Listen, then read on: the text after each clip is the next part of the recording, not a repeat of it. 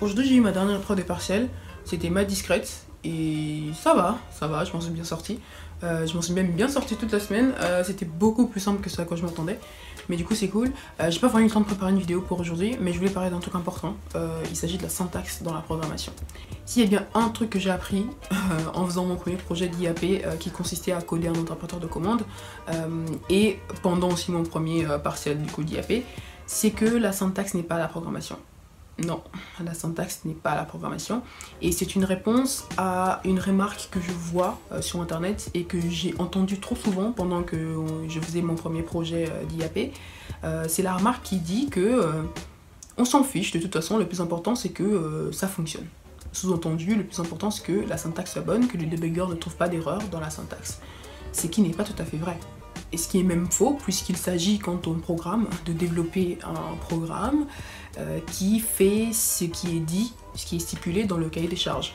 C'est une chose déjà d'arriver à mettre deux syntaxes, deux bouts de code côte à côte et espérer que par un miracle ça donne quelque chose qui fonctionnera au sens où il n'y aura pas d'erreur dans la syntaxe, mais c'en est une autre de coder de manière intelligente, de concevoir son projet, de réfléchir en amont avant même de passer au code à la manière dont on va implémenter son algorithme et même à réfléchir à la conception de son algorithme pour apporter une solution vraiment optimisée et intelligente aux problèmes dont on fait face et ainsi d'avoir en fait un programme qui fait ce qu'on attend de lui.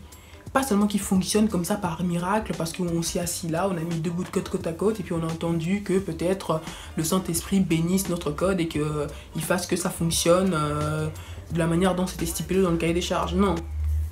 Un programme qui fonctionne, c'est une chose, et un programme qui fonctionne comme on veut, c'est une autre chose. Programmer, ça va vraiment au-delà de la capacité à régurgiter du code. Programmer, c'est vraiment une capacité à proposer une solution à un problème qui soit une suite d'instructions logiques et non ambiguës qui ensuite, seulement ensuite, sera implémentée en machine en utilisant un langage informatique quelconque. Donc c'est même pas vraiment important le langage informatique qu'on utilise, c'est même pas vraiment important la syntaxe, de penser à la syntaxe dès le départ, parce que ce qui compte vraiment c'est de concevoir la structure d'un programme. Et quand je faisais cet interpréteur de code, on faisait ça en binôme et que ça ne fonctionnait pas, et pour beaucoup de personnes ça ne fonctionnait pas parce qu'on ne se rendait pas compte encore que c'était juste, il ne s'agissait pas simplement de rentrer des données et d'avoir certaines données en sortie, il s'agissait vraiment de structurer ces données de manière à ce qu'on puisse retrouver n'importe quelle donnée parce que la chose est bien structurée. Structurer ces données, c'est tout ce qui importe. Et en plus, je suis de ce genre de personnes, de ces rares personnes, je crois, qui rangent leurs chaussettes par taille et par couleur. Mais au moins, si un jour j'ai envie de porter les soquettes blanches, je sais que même si j'ouvre ma commode dans le noir, je sais que si je regarde dans la colonne de gauche sur la première ligne, et ben je trouverai mes soquettes blanches. Parce que toutes mes soquettes blanches sont rangées sur la colonne de gauche, la première colonne, sur la première ligne. Et donc ensuite j'ai mes soquettes, j'ai mes chaussettes de taille normale, j'ai mes chaussettes taille haute et ensuite j'ai mes collants. Et ensuite ça va de gauche à droite, donc du plus clair au plus sombre. Et c'est une structure. Ça peut paraître compliqué pour certaines personnes de ranger leurs affaires de cette manière-là, mais au moins quand on range bien ses affaires, on retrouve tout. Et quand on structure bien ses données, on retrouve tout. Il n'y a pas de mystère. Et ensuite, programmer, c'est être capable de percevoir un problème à grande échelle.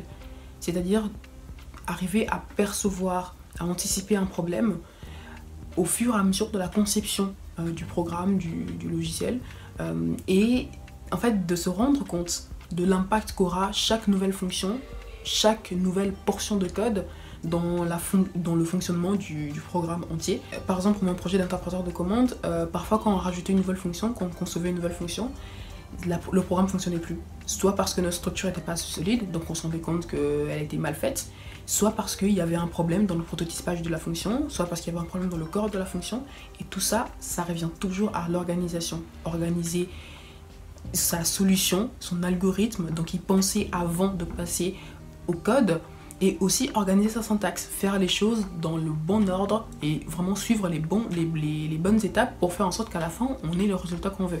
Et enfin, ce que j'ai appris, c'est que programmer, c'est être capable de résister à un degré de frustration assez élevé parce que très rapidement, c'est frustrant qu'un programme ne fonctionne pas et parvenir en fait à tolérer à tolérer de se retrouver devant un mur intellectuel, mais un mur intellectuel. Même avec toute la bonne foi qu'on y met, parfois juste on est bloqué et on ne comprend pas pourquoi ça ne fonctionne pas. Et dans ce cas-là, je vous conseille de faire un tour, de sortir, prendre l'air. Et c'est pas seulement une manière comme ça de dire que le problème est léger, non, vraiment, de s'aérer l'esprit, c'est important.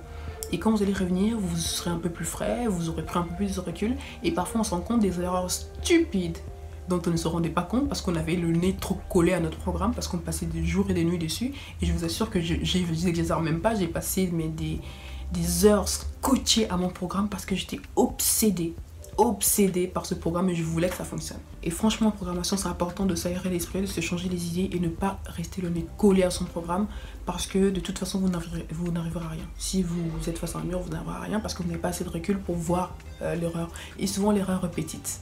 Donc pour ceux qui comme moi avant cette année perdent du temps en fait à apprendre par cœur des syntaxes, à suivre des cours en ligne, à faire un marathon de cours en ligne, le C, le Java, faire tous les cours sur Open Classroom et croire qu'on maîtrise un langage parce qu'on a suivi un cours sur Open Classroom, je vous en prie, ne faites pas la même erreur. Certes, c'est important de suivre des cours en ligne, voilà, apprendre la syntaxe parce que c'est ce qui permet quand même d'avoir les outils pour coder. Donc c'est quand même très important, bien sûr. Mais simplement, passer du temps sur l'algorithmique, passer du temps à apprendre à résoudre des problèmes informatiques, à répondre à des problèmes mathématiques et informatiques. Parce que ça vous permettra d'apporter une solution à n'importe quel problème. Parce que malheureusement, connaître la syntaxe, ce n'est pas savoir programmer. Continuez vos cours en ligne, c'est important, mais sachez que il faut savoir réfléchir avant tout. Réfléchissez. Ça vous évitera de la frustration, du temps perdu, de vous énerver. Bref, beaucoup de choses que j'ai faites et qui auraient pu être évitées simplement en se posant une seconde et en prenant un crayon et une feuille et écrire les étapes par lesquelles la machine doit passer pour arriver au résultat que vous voulez. Vraiment, c'est simple. Écrire du pseudocode, écrire un algorithme. Réfléchir.